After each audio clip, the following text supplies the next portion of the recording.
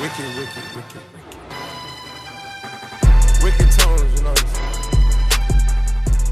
We've talked about it before. I think on back stuff we talked about it a lot. Just like people don't understand that like you have two joints or two hinge points in your arm. If you really look at your arm, it's your elbow and your wrist, right?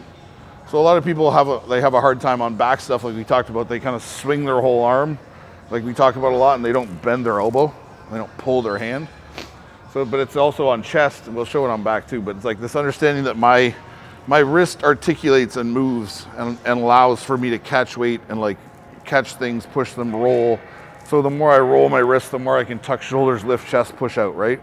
So understanding of like almost this idea of cradling weight. So if we're gonna press, let's say, this is just something, because it came up yesterday when I was training the kid. Hold on, this is too high. Yeah, so if we're gonna press here, I wanna start here locked out. Whatever press machine you're on, it doesn't really matter. It's the same idea, right? So a lot of people take this grip, like we've talked about. We've talked about false grip before, or gorilla grip, whatever you wanna call it, but it's like this grip here doesn't elicit allowing, yes, my shoulders go back, but the impingement on my front delt is like pulling like crazy, and I'm pressing off. So I can still hit chest, there's no denying it, right? If I'm using this overhand grip, or just stuck on this hand like this. They understand that when I roll palm, and I allow weight to sit on palm, my elbow's lower than my hand, but it's still stacked like right behind it a little low. Like the base of my palm is still stacked with my elbow. Knuckles aren't even, right? But base of palm basically is, right? So if I hold hands here, I understand that I'm keeping posture as a weight comes at me. It's not just keep my hands as stiff as I can here and lift up. If you see, I'm cradling weight, so I'm molding into weight here and catching. So I'm squeezing hands down in lats and I'm rocking. So yeah, when I push forward, I catch back my wrist roll back a bit, and then my wrist roll forward a bit to get extension. So I'm cradling all the time, understanding that my weight is coming at me, and I'm catching here, tucking into lat, and then I'm rolling through handle roll over. So it's understanding that like your wrist mobility and the ability to keep that wrist rocking, or understanding that it can move through the press, is gonna allow you more control over the weight, right? And a lot of people are missing that.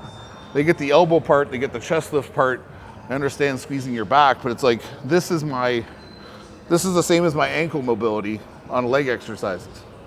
If I have shit ankle mobility, I can set up a squat, set up a leg press, whatever I want, and be perfect in every area. But if this ankle doesn't move, if there's no flexion in my ankle, and that's shit for me too, but I'm able to move up and down all over the place and have ankle movement, I'll press more efficiently because that ankle will fold, push off, just like this wrist will fold, and I'll launch weight backwards. So there's not as much tension on my wrist.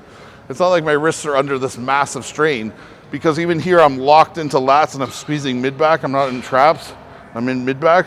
So my hands are allowing, they're almost opening up my chest, and I'm catching them here and rolling. So all my weight that I'm carrying is back here. There's weight on my palm, just enough to keep it stiff and control my back pulling it in, and then I'm rocking out through.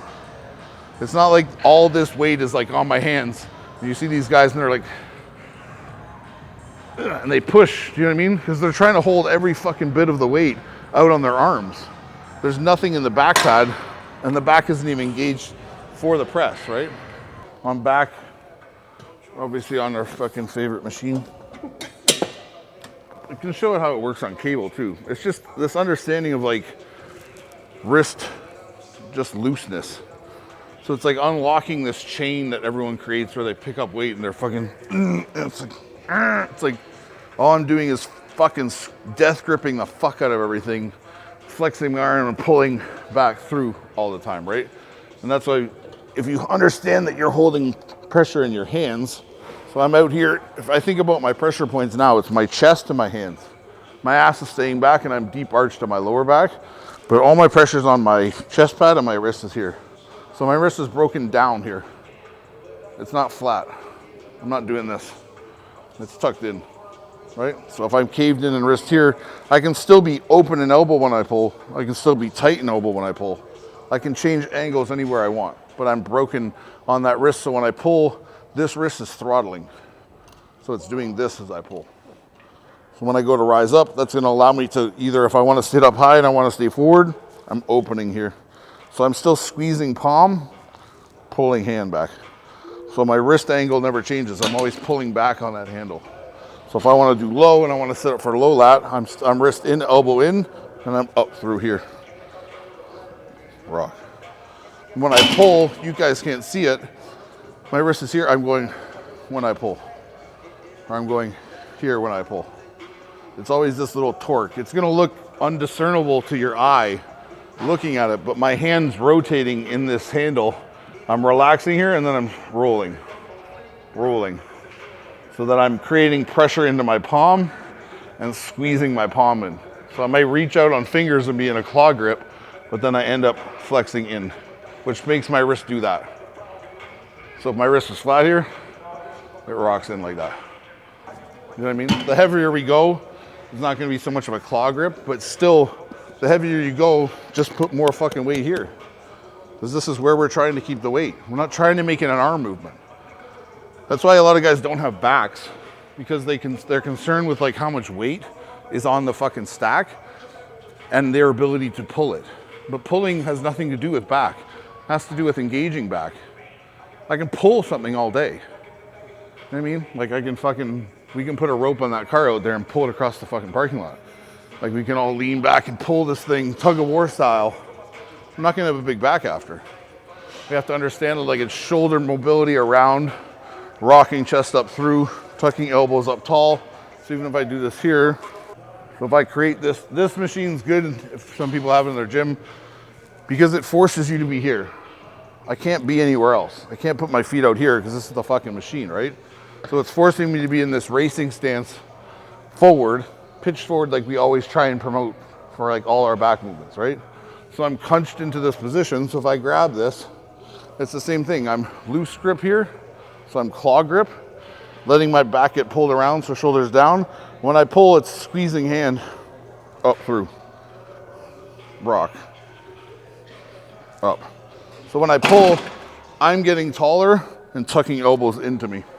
And I'm rolling this wrist from a hang position to a pull. So this elbow's tucking because my wrist is tucking in and pulling elbow. I can't pull open wide if I do that. My arm won't move like that, right? So I'm squeezing in and relaxing forward. Hanging on fingers, rolling up, right?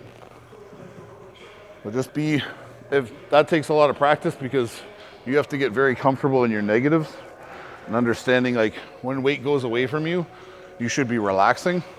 There's no point in doing weight.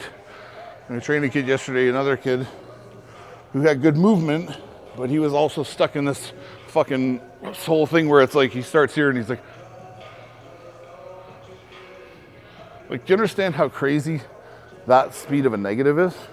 I can't get any inertia or movement off the bottom to get a full swing up and pull into my back. So if I relax this slowly and I'm holding here, I don't even know where the end point is really, so I'm just gonna make one and then I'm gonna go and pull.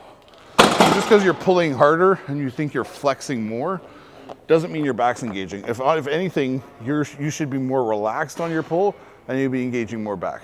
The more tense you get, the less back we're getting. It's all arm. Everything is just this arm pull. And that doesn't equal back development at all.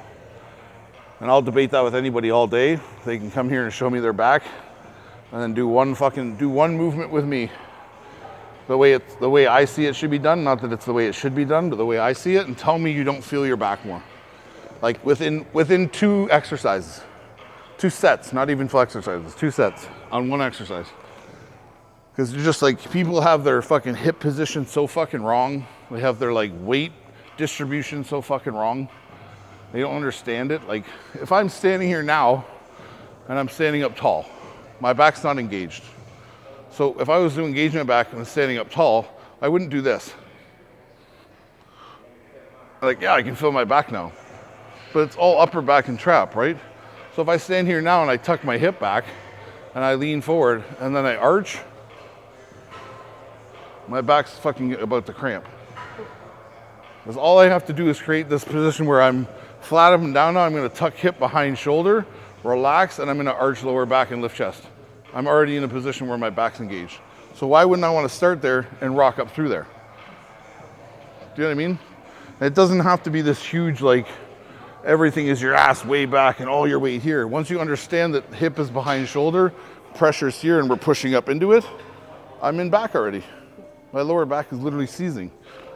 So it's like, once we understand that, everyone gets a better back. So same thing with wrist mobility here. If I'm gonna trap the way we trap, set over, set my weight down, a lot of people, you see their wrists get like this on triceps. They start doing this and just pushing down through, like hanging off the bar. I'm on top all the time. So my wrist is almost like a cobra. I have this position at the top, almost flexed into forearm, so that I'm over, my weight's on the bar and I'm relaxed here. So elbows are tight. So when I go to move, my wrist will extend. See how my wrist flattened? So it went from here to there and up and down. So it's elbow fold, wrist catch, wrist push. That's all it is. But everyone thinks it's only elbow flexion. So all they're doing is they're getting in this position here and then they're going, and they can't like get extension. Whereas if here and I flatten out, press through, I can lock out if I want. And I can control when this comes up because I'm catching wrist up, elbow down, and I can hold here again. If I'm always hanging on, I'm always trying to catch that weight again and lean through it. So if I'm down here, the pressure of my hand breaks with elbow, catches, relaxes. I can lift with it a bit, I can throw. So it's just about a battle of understanding that like wrist cradling and wrist mobility is gonna help you on upper body shit a lot. It's also gonna take pressure off the joints and shit that you're having trouble stabilizing, right? So if I understand I have another lever, let's say, that's able to control weight, and now I've taken stress off my elbow, taken stress off my shoulder, I can lock things in my back easier, and I can almost feel like I'm whipping things down. And when I press, I can catch, throw, catch, throw, catch, throw. So I'm peeling up through. I can drop my shoulder because this hand's rolling back, roll through, right?